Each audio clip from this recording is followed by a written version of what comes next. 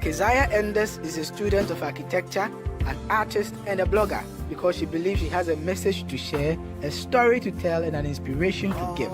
She believes that to live a life free of stress, you have to pursue or do what you love. And today on the show, she will share with us on the importance of doing what you love. You're welcome to this special edition of your Moment of Inspiration. And today we are very lucky to have with us Kesiah Enders, a student of architecture and a librarian, and she happens to be the first lady on the show, so I call her the first lady. Keziah, you're welcome. Thank you for having me. Yeah, and today we are going to talk about a very important topic, the importance of doing what you love. Whenever somebody tells us, do what you love, pursue what you love, what message is the person actually trying to convey?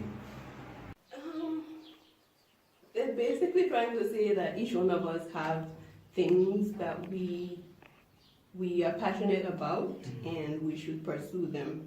Everyone was given talents. There's some things you just normally excel at. There's certain things that you were meant to do, and people believe that those are the things you should pursue in life. Wow. So if I love to do something, does that mean that that is my purpose in life, or that is the thing that I'm supposed to do in life? Doesn't necessarily have to be that. Not exactly. Not exactly. It's a part of the whole. Like, purpose in life, it includes a couple of different things. Like, I've seen it before. People do it, and personally, I compartmentalize in a way things, everything, every aspect of life, and basically into 4 categories. There's things you love to do. There's things the world needs. There's things that people would pay you for, and then there are things that you're good at. At the center of all of these things, where all 4 of them meet, that's where you find purpose. Wow. Yes. Okay, so when I love to do something, does it necessarily mean that that is what is going to give me income, or that is what is going to put food on the table at the end of the day? No. Should it be the case? No, not necessarily. And especially in the last 2 years, there have been a lot of people who have been against the whole teaching of following your passion, and because actually passion, when you define passion or what you love, passion, what you're passionate about, it's not easy, and stuff that you're passionate about, you push yourself to get better at it, to master it. And passion is not talent. It's different from hobbies. It's different from what you know. It's different from what you've learned. Skills you've acquired is different. It's a feeling. It's a feeling. It pushes you to do stuff. So the 4 categories I talk about, the things you love, they can work together with each other as well as apart from each other. So practically, but to be able to live a full, satisfied, what you would call purpose-filled life, you have to connect them, because just using what you love and what the world needs, for example, it's a mission. There's passion, there's motivation, but usually it doesn't pay. Practically, it might pay, but not. It's more of you doing it because someone needs it, and you like doing it. So, and then when you do what the world needs and what you get paid for, of course it's practically comfortable financially. But then there's either no passion, or there's passion initially and then it dies slowly, because there's a demand, and demand puts a strain on you. And with that strain, eventually you get tired. So all of them can work together, but not necessarily doing what you love is good. That's why in the last 2 years, people have been speaking, it's nonsense, it's selfish, it doesn't pay, forget about passion, do stuff that you're good at, do stuff that people want, people need. That way you get paid. That way you be comfortable. But still, like, if you search for passion on the internet, you find pictures about following your passion and your dreams. At the same time, people also say, do what gives you money. Exactly. Well, how rewarding can it be when you are doing something that you love? Doing something you love is where you find yourself. It's leaving what people think you're good at. It's leaving what you think you're good at. It's leaving what you think you've learned. It's putting all those acquired things aside. Pretty much going back to who you were when you were born and redefining yourself, finding who you were, who you were created to be. So in your case, you are a student of architecture. You are an artist. You're a very good artist. Okay, and at the same time, you are a blogger. Are all these three things things that you love to do, or things that pay? or things that pay? Exactly. No, they're all things that I like doing. That I would spend time doing, even if I've used up my 24 hours of the day, I would still, find time to do those things. Those are things I love and I'm passionate about. But then again, there's no way of saying there's a practical part of it. Okay. Most people, I don't think, start out with passion thinking it's going to pay. There are some people who end up being successful, and then it ends up paying, but most people just start because they like doing it, and it serves other people. Most people will say they're passionate about helping other people. Yeah, so it's not all selfish. Passion is not all selfish, but it can be selfish.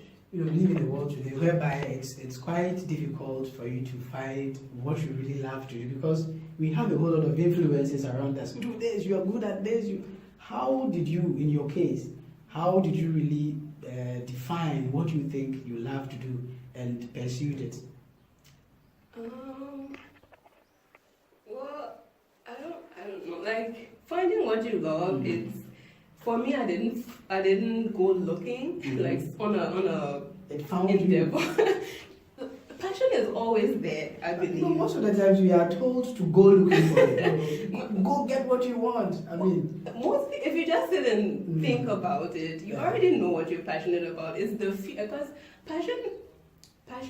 The word passion comes from a word that means suffering in Latin. Passion is realistically it's something to be afraid of. Wow. It pushes you to suffer, to embrace suffering. It pushes you to be uncomfortable, out of your comfort zone. Okay. It pushes you to, it's not nice, it's not all pretty, and really? I don't know if you've seen the movie Whiplash. Whiplash, no. It conveys passion, on the ugly side, but there's a lot of harsh truth in it. It's about this drummer who's really passionate about it and how he, tries to really master it to a point where it's even mental, but it's not something pretty. So most people are afraid of, stepping outside their comfort zones and just living a life that might not be comfortable, but that's passionate.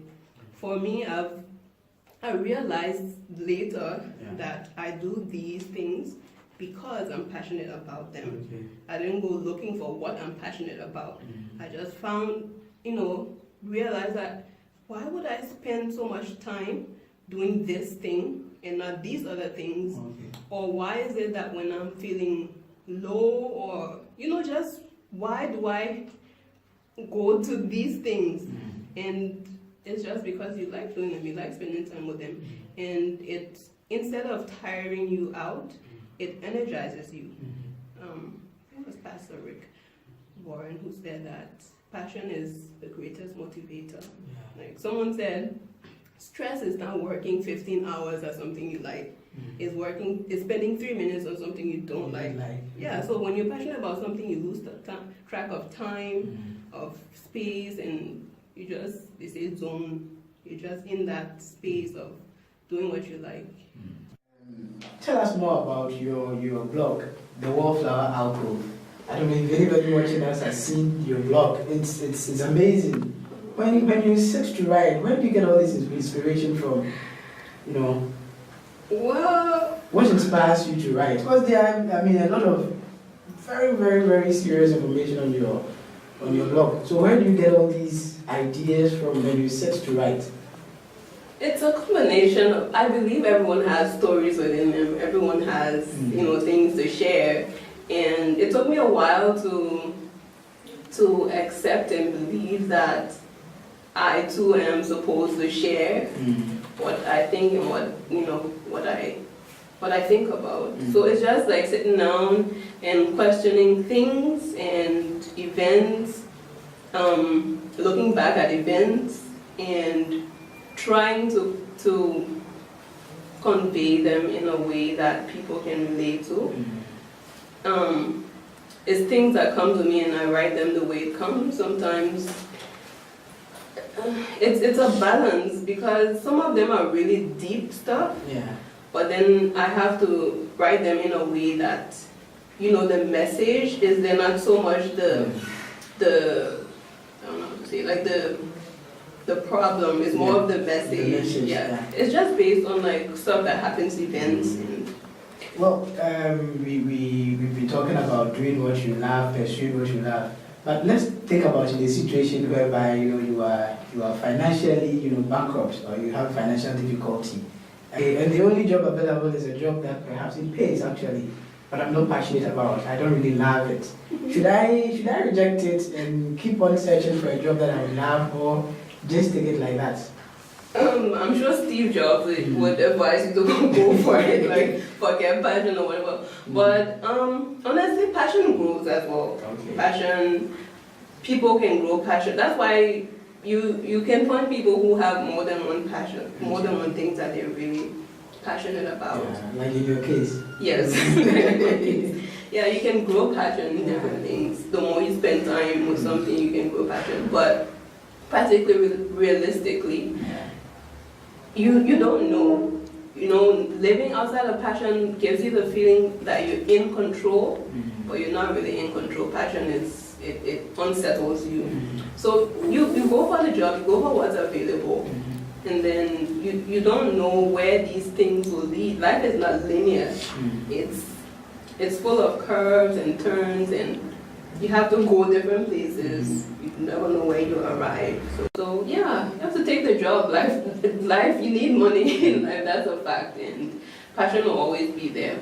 But practically, I would say, yeah, like for example, Einstein, he held a job for a long time doing something he didn't like at all. He hated his job. But it was during that period that he did most of his best work. Most of the work he's known for today, he did them during his free time while he was doing what he didn't like. So I guess that could be an example to follow. You do a job you don't like, but you will still make time for what you love. So there's a practical side and there's a dream world part of it. Right. Your advice to our viewers today, somebody doing something that he or she thinks, this is crazy, or somebody who thinks that he hasn't yet found what he or she would love to do, what would you tell such a person? Anyone who's doing something and thinks it's crazy, well, if you're passionate about something, you just know. Some people miss it. Like I have a friend who thought she was passionate about school and philosophy and stuff and went into that, but she missed the small things, like how after studying for hours and hours and hours to ace a test, she'll end up going and sitting and writing a blog or writing, something. And these were signs that her passion was really writing. It wasn't, making good marks in school or philosophy as she thought. So, but it just takes getting to know yourself and the space you're in and what you like doing, what you don't like, and also trying different things out. Yes, you have to venture out and try stuff out to be able to figure out what you like and what you don't like, and you never know what you like. I think it's quite difficult to want to try different things, especially those of us in school like this, telling you have to focus on your education. I think it's important. Yeah, that's good but advice. At the end of the day, too, it's very important that you get to work with your talent. Yeah. Because, like you said, that is when you really find what it's in you and how you can effectively contribute to the world. No matter what you're doing, you will make time to do what you love. That's what I believe. No matter how many hours you spend in school, no matter how many hours you spend at work, whatever you're getting paid for, you will find time. You just have to realize that you're spending time doing this because you love it. And like finding passion, I believe if you ask yourself a few questions, you'll be able to point out. Like someone had a show where they had people find their passion in 5 minutes just by asking them a few questions. Does that work? Yeah, to some extent. Everyone knows what they love doing. You just have to accept it and know that it's what it is, and it's something you do regardless of what the situation is. Yeah, something you could read like 550 books about and still want to read more books. Something that you would spend all your money on to your last cent. Something you would still go and do if you don't have money to do it. Something you would, like someone who likes taking pictures. They would take pictures. Myself. Like you. You like taking pictures. Of course. You would do it. But then you would know if you're really passionate about taking pictures.